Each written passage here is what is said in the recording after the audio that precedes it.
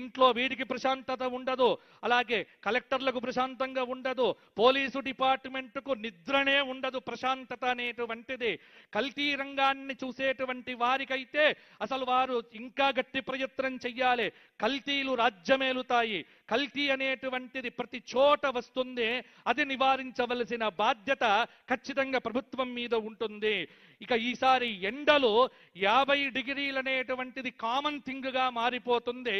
కాబట్టి విద్యుత్తు వినియోగం అనేటువంటిది రాష్ట్రానికి కొంత బాగా అవసరమయ్యేటువంటి నెలలో ఇప్పుడు రాబోయేటువంటి రోజులు కూడా. ఆగ్నేయ తూర్పు దేశాల్లో ఖచ్చితంగా భూకంపాలు కానీ మొదలైనవి రావచ్చు. నవంబర్ 10 నుండి సంవత్సరం చివరి వరకు సింహరాశిలో కుజస్తంభనం జరుగుతోంది. సెప్టెంబర్ 18 నుండి అక్టోబర్ 15 వరకు కర్కాటక రాశిలో కుజ గురువుల కలయిక జరుగుతోంది. అంటే ప్రాకృతిక ఉపద్రవములను సూచిస్తూ ఉన్నది. ఎక్కడో ఒక చోట ప్రపంచంలో సునామీ భూకంపాలు వచ్చే అవకాశం ఉంది. ఇంకొక విషయం, ఈ సంవత్సరం గురువు 3 రాశులకు మారుతూ ఉన్నాడు. అందులో గురువుకు రాహుకేతువు సంబంధం ఎప్పుడూ యోగ్యమైనటువంటిది కాదో దానికి ప్రమాణం చెబుతోంది జ్యోతిష్ శాస్త్ర గ్రంథం. గురునా సారినావాపి రాహుయుక్తే ధవాషికి యోగశ్చండాలనయోయం రాజా రాష్ట్ర వినాశనం.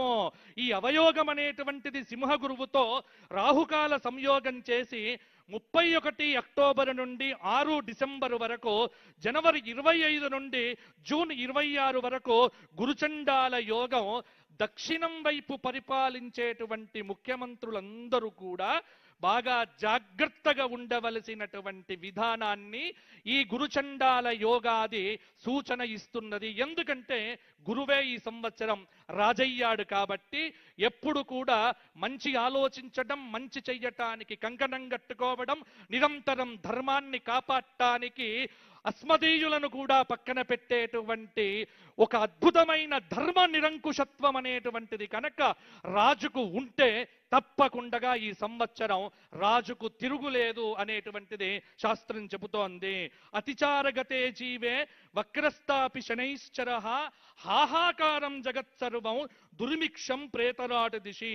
గురువు అతిచార కాలంలోనే శని వక్రీ అవుతున్నాడు. ఇక్కడ రాహుకేతువుల యొక్క కలయిక. అందుకే పాలకుల మధ్య నిత్యము సయోధ్యను పెట్టుకోవటానికి చాలా నొసట చిరునవ్వులుంటాయి, లోపలంతా కూడా వేరే రకంగా ఉంటుంది. ఇది ఈ సంవత్సరం అన్ని చోట్ల కనిపించేటువంటి వర్తనం. నోరు ముందర చిరునవ్వులు చూసి మాత్రం మీరు పొంగిపోకండి, లోపల చూసి ఆలోచన చెయ్యండి. కాబట్టి జాగ్రత్తగా ఉండాలి. ఈ సంవత్సరం పశుపాలకుడు సాక్షాత్తు గోపాలకుడు అయ్యాడు. కృష్ణం వందే జగద్గురుం శ్రీకృష్ణ భగవానుడయ్యాడు. కాబట్టి ఖచ్చితంగా ఈ సంవత్సరం పాడి పంటలు బాగున్నాయి, వర్షాలు బాగున్నాయి. ధరల గురించి మాట్లాడితే ఈ సంవత్సరం కుజుడు మంత్రయ్యాడు. ఎక్కడ లేకున్నా తెలంగాణలో అద్భుతంగా హైదరాబాదుకు ఈ సంవత్సరం రియల్ ఎస్టేట్ అనేటువంటిది గత సంవత్సరం కంటే మెరుగు కాబోతోంది. భూమికి సంబంధించినటువంటి కొంత అభివృద్ధి అనేటువంటిది ఈ సంవత్సరం తప్పకుండా కనిపిస్తుంది. ఎక్సెస్ మనీ ఉన్నటువంటి వాళ్ళే భూమి కొనుక్కోండి తప్ప రుణాలు చేసి భూములు కొనుక్కోవడం మాత్రం మంచిది కాదు అనేటువంటిదే పంచాంగం చెబుతోంది. అలాగే ఇంకొక మాట కూడా మనం ఈసారి గమనించవలసినటువంటిది ఏమిటి, విందులు తగ్గించండి. తెలంగాణలో ఏది మాట్లాడినా ధావత్ క్యా హే, ధావత్ ధావత్ ధావత్, నో ధావత్. ధావత్తులు వద్దు, అందరు ఇంట్లో తినండి, చక్కగా ఉండండి. ఎందుకంటే ఈ సంవత్సరము విపరీతమైనటువంటి రేట్లు పెరుగుతాయి, ధరలు బాగా పెరగవచ్చు. బంగారం అనేటువంటిది పెరగటం అనేటువంటిది శాస్త్రరీత్యా లోకానికి నాశనమే. కాబట్టి షేర్స్లో ఎవ్వరు పెట్టుబడులు పెట్టకండి, దేని మీద పెట్టుబడులు పెట్టకండి. 10 రూపాయలు మిగిలితే మీ బ్యాంకులో క్యాష్గా దాచిపెట్టుకోండి తప్ప ఇంకా ఖర్చులు అదుపులో పెట్టుకున్న వాడికే ఈ సంవత్సరం బాగుంటుంది అని మనకు చెబుతోంది. కాబట్టి ఇక ఈ సంవత్సరం నాకున్నటువంటి సమయాన్ని ఇక 12 రాశుల వారికి 10 నిమిషాల్లో ముగిస్తాను. ఎందుకంటే నాకు 28 నిమిషాలు 26 నిమిషాలు ఇచ్చారు. నేను ఎంతైనా చెప్పగలను, కానీ ఉన్న సమయాన్ని పెద్దల యొక్క విలువైన అమూల్య సమయాన్ని పట్టుకొని నేను చెబుతున్నాను. ఇప్పుడు మేషాది 12 రాశుల వారికి రాశి ఫలితాలు ఏమిటో చెప్పి నా పంచాంగ శ్రవణాన్ని ముగిస్తాను. ఉగాది అంటేనే పంచాంగం కాబట్టి కొద్దిగా ఓపిక పట్టండి దయచేసి. మేషం 4 అశ్విని 4 పాదాలు, భరణి 4 పాదాలు, కృత్తిక 1వ పాదం. ఆదాయం 11, వ్యయం 5, రాజ్యభూజ్యం 2, అవమానం 4. మేషరాశి వారికి ఈ సంవత్సరము 70% అనుకూలత, 30% ప్రతికూలత. కాబట్టి డబ్బులు పొదుపుగా వాడుకోవడం మంచిది. మేషరాశి వారికి చెప్పాల్సిన మెయిన్ విషయం ఏంటంటే ఖచ్చితంగా ఎవ్వరి దగ్గర కూడా మధ్యవర్తిత్వ సంతకాలు పెడితే మాత్రం మీరు పోయినట్టే లెక్క. కాబట్టి మధ్యవర్తిత్వాలు చెయ్యకండి, కాపాడుకునే ప్రయత్నం చెయ్యండి. రైతులకు ఈసారి బ్రహ్మాండంగా ఉంటుంది మేషరాశి వారికి. ఎందుకంటే వీరు గురుకు శనికి శాంతి చేయిస్తే మేషరాశి వారికి ఆదాయం 11, వ్యయం 5గా, రాజ్యపూజ్యం 2గా చక్కగా వీరికి ఈ సంవత్సరం ఉంటుంది. కానీ డ్రైవింగ్ చేసేటువంటి వారు జాగ్రత్తగా ఉండండి, ఎందుకంటే ఏలినాటి శని చక్కగా పీడిస్తూ ఉన్నది. ఇక వృషభ రాశి కృత్తిక 2, 3, 4 పాదాలు, రోహిణి 4 పాదాలు, మృగశిర 1, 2 పాదములు. వృషభ రాశి వారికి ఆదాయం 5, వ్యయం 14, రాజ్యపూజ్యం 5, అవమానం 4. వృషభ రాశి వారికి ఈ సంవత్సరం పట్టిందల్లా బంగారమే, అద్భుతంగా ఉండబోతోంది. గత సంవత్సరం కంటే ఈ సంవత్సరం మేలు జరగబోతోంది. పెళ్లిళ్ళు కాని వారికి పెళ్లిళ్ళు కాబోతున్నాయి. జేబు నిండుగా డబ్బులు కూడా ఉంటాయి. విద్యార్థులకు ర్యాంకులు కూడా వస్తాయి. అన్ని చోట్ల ర్యాంకులు వచ్చేటువంటి వాళ్ళు వృషభ రాశి వారు కూడా అయ్యే అవకాశం ఎక్కువగా ఉంది. వృషభ రాశి వారికి ఈ సంవత్సరం గ్రహబలం గోచారం బాగుంది. దక్షిణామూర్తి స్తోత్రపారాయణము, లక్ష్మీ నరసింహ స్తోత్రపారాయణం, కాలభైరవాష్టకం చదవటం మంచిది. మిథున రాశి మృగశిర 3, 4 పాదాలు, ఆర్ద్ర 4 పాదాలు, పునర్వసు 3 పాదాలు.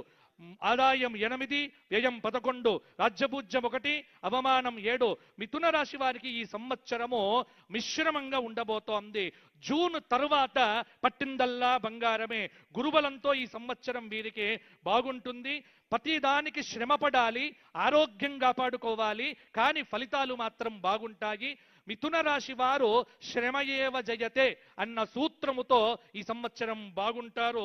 రైతులకు బాగా అనుకూలించే సంవత్సరం ఈ సంవత్సరం అని కూడా చెప్పవచ్చు.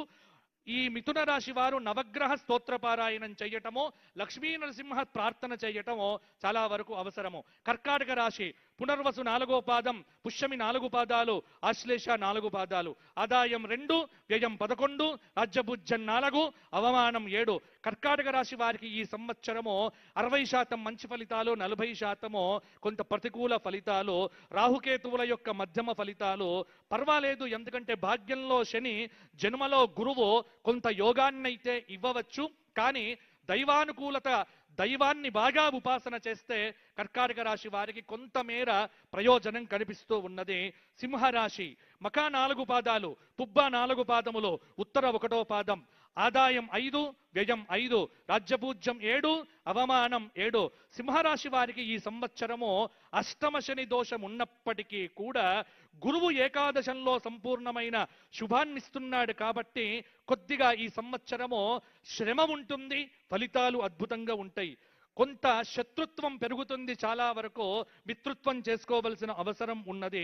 రాజకీయ రంగంలో ఉన్నటువంటి సింహరాశి వారికి అయితే ఖచ్చితంగా నామినేటెడ్ పోస్టులు కూడా వచ్చే అవకాశం ఉన్నది.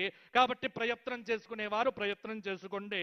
సింహరాశి వారు శనికేతువులకు శాంతి చేయించడం వల్ల ఇంకా మంచి ఫలితాలు కలుగుతాయి. తదుపరి కన్యారాశి ఉత్తర 2, 3, 4 పాదములు, హస్త 3, 4 పాదములు, చిత్త 2 పాదములు. ఆదాయం 8, వ్యయం 11, రాజ్యపూజ్యం 3, అవమానం 3. కన్యారాశి వారికి ఈ సంవత్సరము జూన్ 1 వరకు గురువు దశమంలో తామ్రమూర్తి, ఆ తరువాత కొంత అనుకూలత పెరుగుతుంది. రాజకీయ రంగంలో ఉన్నటువంటి వారికి బలమనేటువంటిది కనిపిస్తూ ఉన్నది. కింది స్థాయి వ్యక్తులు ఇబ్బంది పెట్టినప్పటికీ ముందుకు దూసుకొని వెళ్తారు. పట్టుదల విడిచిపెట్టకపోతే కన్యా రాశి వారు ఈ సంవత్సరం కొన్ని విజయాలు సాధించే అవకాశం